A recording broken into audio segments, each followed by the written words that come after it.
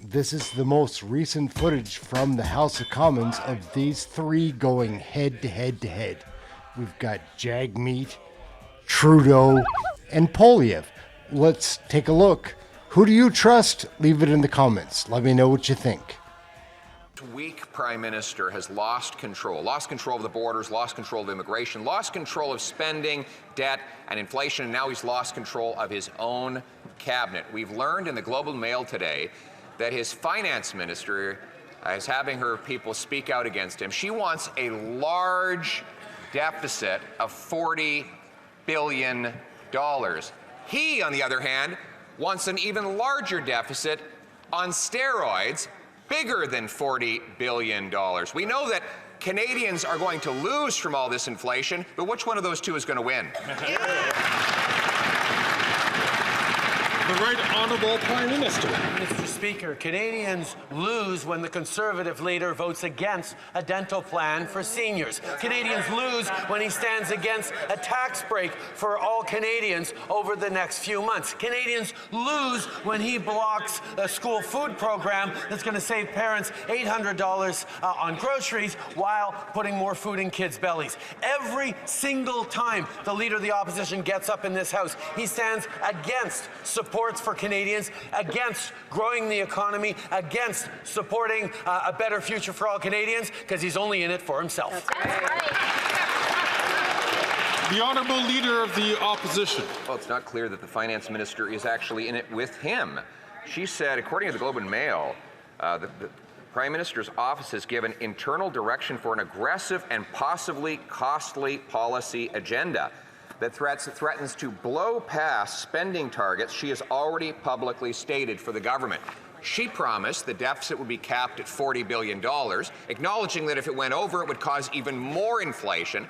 That means hungry Canadians lined up at food banks. So once again, will the government meet the minister's promise to keep the deficit under $40 billion? Yes or no? The Right Honourable Prime Minister. Mr. Speaker, while we once again hear the Leader of the Opposition talking down Canada's economy, talking down Canadians, the Bank of Canada, it looks like it's going to be decreasing interest rates once again because inflation is back down within the target range. Mr. Speaker, the Leader of the Opposition is also perplexed because he doesn't let his own MPs speak out on anything that he doesn't stamp and approve. He has people follow them around with tape recorders so that they don't speak to media about anything that he doesn't pre-approve. That's not being Canadians' voices in this place, Mr. Speaker. So the Conservatives do a lot of social media. I can't believe that Trudeau thinks that Poilievre has them being chased around with tape recorders. Like, where's that in Poilievre's budget, Trudeau? But I do think that Trudeau does that to his own ministers and like anybody that's a part of the Kool-Aid caucus. Just saying, when he says it's white, it's black. Like, if he's accusing you of doing it, he is doing it. You were doing so very well for the first number of questions in terms of members respecting that only one of their colleagues at a time had the floor. I'll ask members to please withhold their comments and let the one member speak and the one member answer. You won't find anybody more hypocritical or loathsome than Greg Fergus. You'll find ties for the most loathsome, but he is a dirtbag always. A dirty fight when he's the referee. Like, it's obvious here. He leans so hard towards the Liberals. It's obvious. Anyways, it happens every day. The Honourable Leader of the Opposition. Mr. Speaker, this Prime Minister has admitted that deficits drive inflation. His minister admitted the same thing. That's why she said the deficit would not go above $40 billion. That was her guardrail. They weren't going to smash into that guardrail. She's like a bus driver saying she's going to come just short of hitting that $40 billion guardrail. And then some crazy lunatic comes in, grabs the steering wheel, and jerks it sharp to the left through the guardrail. Does he realize there's 41 million Canadians that are going to go off the cliff in that bus?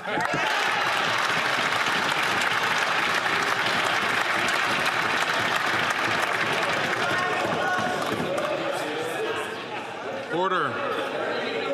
Order.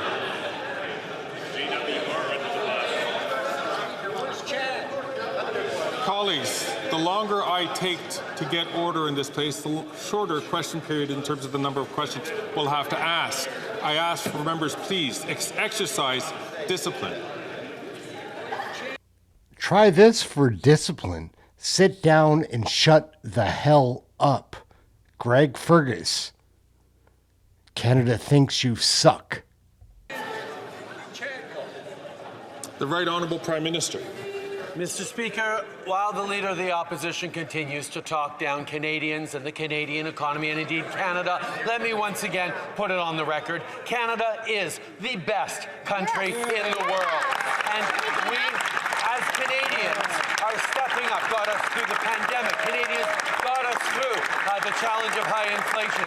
Canadians will keep building a positive future for themselves by being there and showing up for each other. Unlike the Leader of the Opposition, who's voted against every measure that has been put on the table to support Canadians over the past years and continues to be in it only for himself. I don't want a Liberal government. I don't want Justin Trudeau as Prime Minister. We have absolutely ripped up the agreement with Justin Trudeau. Justin Trudeau is playing political games, and the only person that's winning is himself. He has come across very out of touch. He's ignored a lot of the problems people are going through. People are absolutely fed up with and done with Justin Trudeau and the Liberals. The Liberals have let people down again and again, and they are done. Why are you working with Justin Trudeau when he's doing such a bad job? I got to tell you, it is not easy. We're ready for whenever election comes. We're going to vote against any measure that attacks working people. We're going to be voting in favor of the budget. I've received some openness to fixing the problems that I've outlined. We're not going to let the Liberal government off the hook. The next election, people have a choice. I stand by my words. Trudeau has let you down. Trudeau has let you down and does not deserve another choice. And it was really clear to me, there's mounting evidence that Justin Trudeau and the Liberals were just too weak. I stand by my words. Trudeau has let you down. Trudeau has let you down and does not deserve another choice.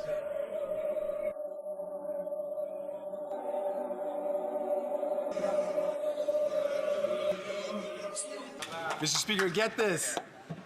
The Conservatives bring in a tax cut for the richest CEOs corporations, costing Canadians $60 billion, but they vote against taking the GST off of home heating and diapers. And the Prime Minister sided with them. Why does the Prime Minister side with the Conservatives and big corporations against working people?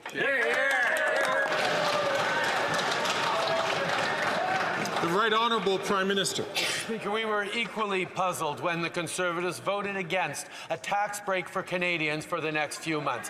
People are facing challenges right now, counting their pennies at the grocery store as they try to make ends meet. And this Parliament stepped up to deliver a tax break for all Canadians, but the Conservative leader forced his MPs to vote against a tax break for Canadians. So even though he wanders around the country talking about taxes, hanging out with certain questionable diagolon folks, he continues to vote against the interests of Canadians.